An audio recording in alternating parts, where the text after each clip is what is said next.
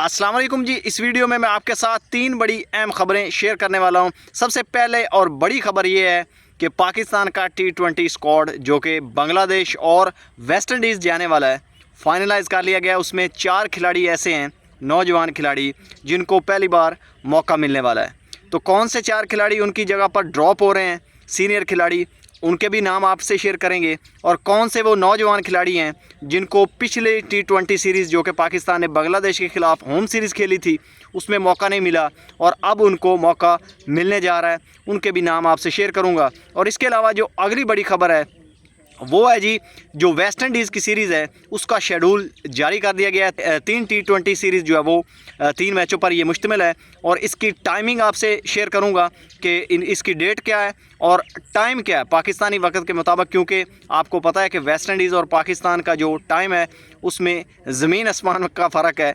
तो इसीलिए उसका टाइम बताना भी आपको ज़रूरी है कि ये जो 3 T20 मैचेज़ हैं ये बड़ी शॉर्ट सीरीज़ है, 4-5 दिन में ख़त्म हो जाएगी।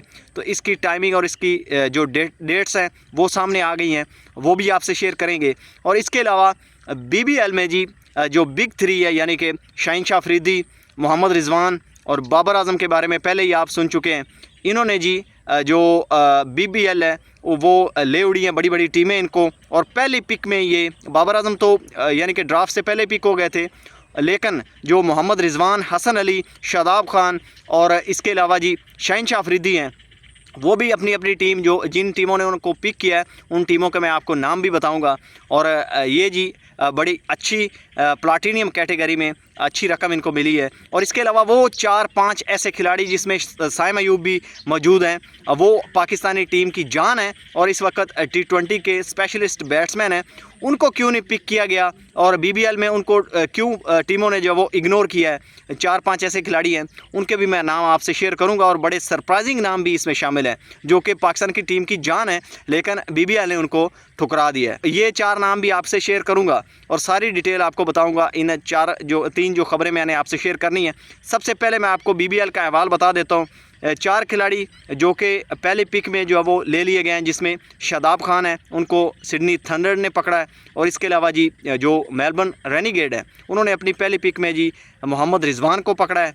और इसके अलावा शाहीन अफरीदी को ब्रिस्बेन हीट ने जी पहली पिक में ले लिया है। और इसके अलावा बाबर आजम, आपको पता है कि वो पहले ही यानी कि ड्राफ्ट से पहले जो है वो पिक कर लिए गए सिडनी सिक्सर्स की तरफ से, और बड़ी मोटी रकम उनको, महंगे प्लेयर हैं वो इस सीज़न के ओवरसीज़ प्लेयर, जिनको 10 करोड़ मिला है। एक इकलौते प्लेयर हैं जी बाबर आजम।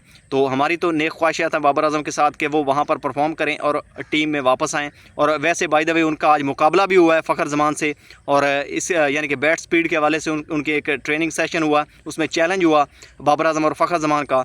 तो बाबर आजम जी वो मुकाबला जीत गए। बाबर आजम का जो स्टैट्स है वो भी आप देख सकते हैं, और उसके साथ जी जो फ़खर जमान है उनके स्टैट्स भी आप देख सकते हैं कि उनकी बैट स्पीड क्या है और बाबर आजम की बैट स्पीड क्या है। बाबर आजम ने बहुत इंप्रूव किया है इन 2-3 हफ्तों में, बड़ी प्रैक्टिस की है। देखते हैं कि वो मैच में कैसे अप्लाई करते हैं।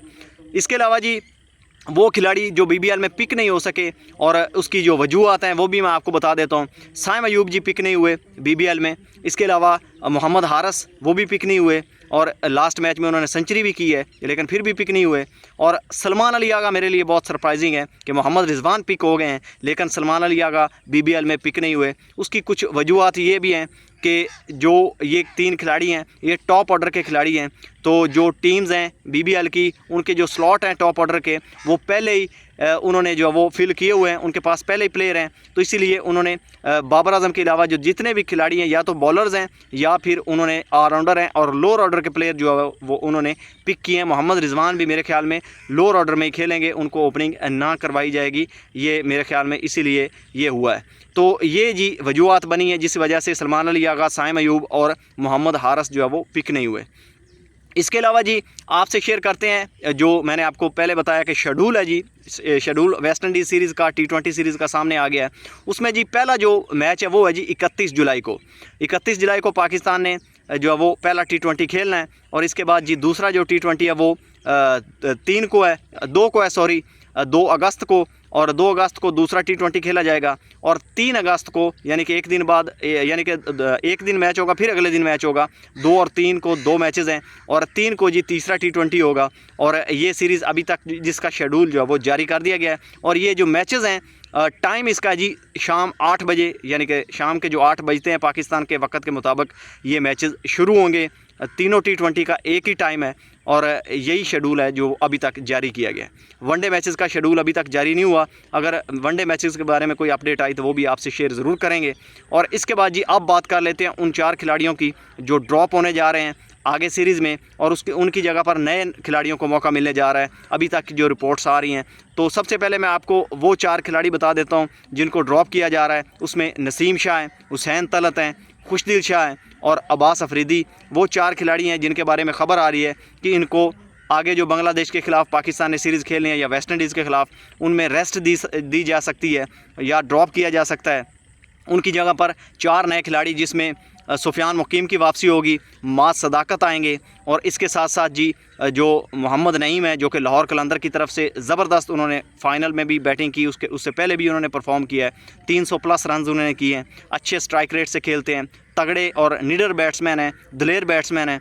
उनको भी मौका मिलने जा रहा है, उसके बारे में भी खबर आई है। कैंप भी उन्होंने ज्वाइन किया था, तो उनको जी आगे जो बांग्लादेश और वेस्ट इंडीज़ की सीरीज़ है उसमें उनको मौका मिल सकता है। इसके अलावा अली रज़ा के बारे में भी खबर आ रही है कि उनको भी नसीम शाह की जगह पर जो है वो पिक किया जा सकता है। और सॉरी, मैं आपको बताना भूल गया कि नसीम शाह को भी BBL में पिक नहीं किया गया, और उसकी वजूहत भी उन्होंने बताई है कि उनके पास पहले ही बॉलर्स जो है वो उनके स्लॉट भरे हुए हैं।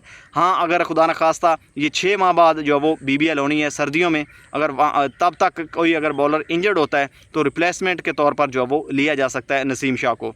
तो नसीम शाह को टीम से भी ड्रॉप किया जा रहा है, और उनकी जगह पर जो वो young bowler, fast bowler Ali Raza, जिनके बारे में ख़बरें गर्दिश कर रही थी कि उनकी आंखों का मसला है, लेकिन अभी जो खबर आई है कि उनकी आंखों का कोई मसला नहीं, वो एक फ़ेक न्यूज़ थी। तो इसी वजह से अब उनको दोबारा पाकिस्तान की टीम में मौका मिलने जा रहा है। पाकिस्तान का जो स्क्वाड है वो प्रोबेबल स्क्वाड जो नज़र आ रहा है वो यही आ रहा है जो पहले बांग्लादेश के ख़िलाफ़ खेला है, जिसमें सलमान अली आ गए, साइम अयूब हैं, फ़खर जमान हैं, और इसके साथ शादाब खान हैं। और इसके बाद जी पाकिस्तान ने जो लोअर ऑर्डर में जो 2-3 प्लेयर, जिसमें हसन नवाज़ हैं और इसके अलावा इरफान खान नियाज़ी हैं, ये 2-3 प्लेयर जो वो शामिल किए थे वो वही रहेंगे।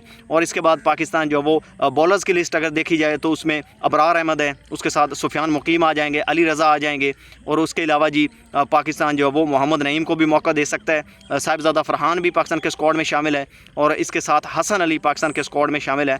यानी कि ये वो खिलाड़ी हैं जिनको पाकिस्तान के जो फाइनल स्क्वाड है उसमें मौका मिलने जा रहा है बांग्लादेश के ख़िलाफ़ और वेस्ट इंडीज़ के ख़िलाफ़। तो दोस्तों, आज की अपडेट्स जो है वो आपको अगर अच्छी लगी है तो आपने कमेंट ज़रूर करना है, और वीडियो को लाइक भी करना है, दोस्तों के साथ शेयर भी करना है, और जो है वो अगली वीडियो देखने के लिए बेल आइकॉन को ज़रूर दबाना है। तो मिलते हैं किसी और वीडियो में किसी और टॉपिक के साथ, तब तक के लिए अपना भी ख्याल रखना है और इस चैनल का भी।